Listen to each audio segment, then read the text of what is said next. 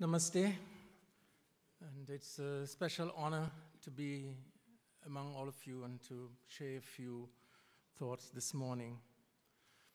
I think that in speaking about the self and others, it's so important to acknowledge that both of these are multifaceted and they're both dynamic. We have to be very careful that we don't absolutize the other or the relationship. Because these relationships are context-dependent, they are changing, they are determined by culture, by nationality, by religion, by economic and political realities. And one of these may be prominent in a very specific situation.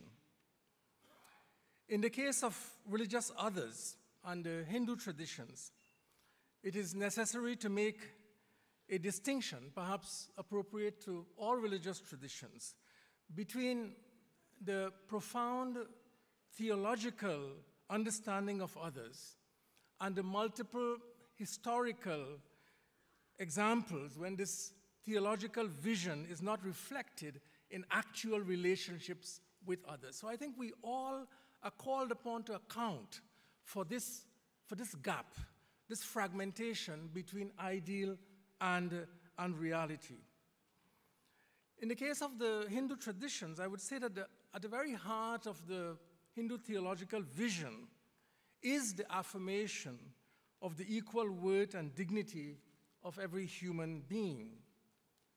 This dignity and value proceeds from the ancient Hindu teaching that everyone embodies equally and identically the divine reality.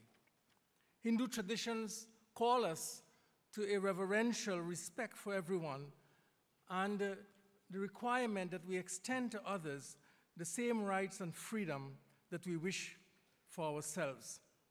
The other, in other words, does not have to become me in order to earn my respect. At the same time, we must acknowledge the many historical ways in which we affirm not the equal worth of the religious other, but a diminished worth, and we assert a higher self-value for ourselves.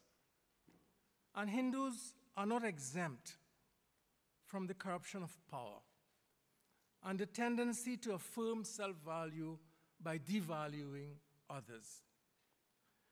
I do want to emphasize that as we reflect on this issue, we do not overlook the fact that in so many cases, the devalued other is not always a person from another religious tradition. Sometimes, and most powerfully, the devalued other is a person belonging to our own religious tradition. He or she may be the internal other who, for one reason or the other, is regarded as unequal and not accorded the same dignity and equality of opportunities. In the spirit of self-critical reflection, I would identify the controversial caste system as a prominent historical example of such intra-religious devaluation, a social system that is both challenged by as well as justified by religious argument. It is also true that Hindu traditions are much less exclusive about matters of truth and less prone to denounce others who profess different beliefs and practices. Religious wisdom is not limited to Hindu teachers or to Hindu sources. The relationship between our understanding of the other, between religion and violence, is an ancient and a very complex relationship. And conflicts like identities are multidimensional, reflect historical, economic, political, and ethnic factors.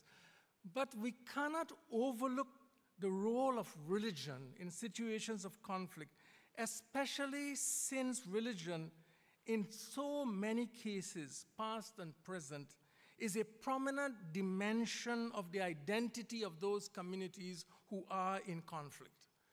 And one of the important ways in which religion contributes to violence is through the dehumanization, the denial of common identity, and the effort to establish that the other is not like us. Perhaps one of the redeeming features of us as human beings is the fact that we find it difficult, if not impossible, to humiliate and to be violent towards the one in whom we see ourselves. And this brings me to two important tasks that I think I would like to identify as for all our traditions, and I conclude with these tasks.